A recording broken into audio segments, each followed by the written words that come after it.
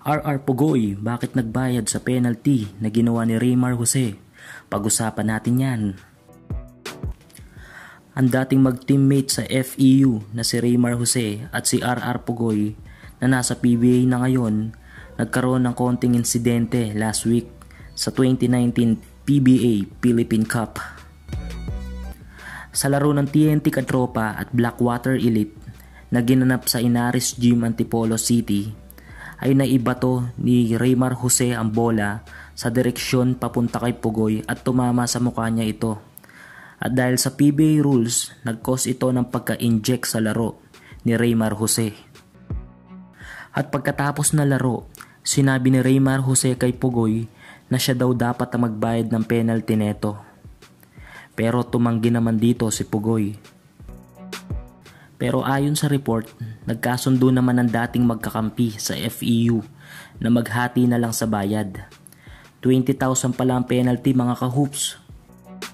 Sa PBA kasi bawal pa rin ang ganong klaseng act na nababase sa PBA rules kahit sabihin pa itong harutan lang ng isang magkaibigan.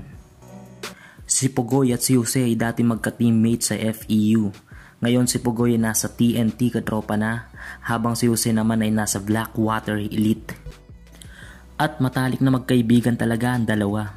At kahit na nasa PBA na sila, kaya siguro hindi maiwasan na pag nagkita sila nagkakabiruan. At ito naman ang pahayag ni Pugoy regarding sa insidente.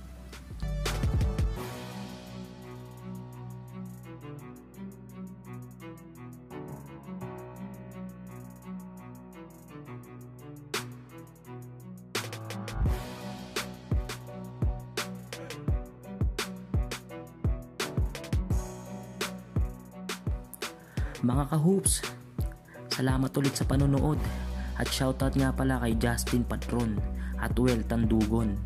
Sa mga gusto magpa-shoutout, comment lang sa baba.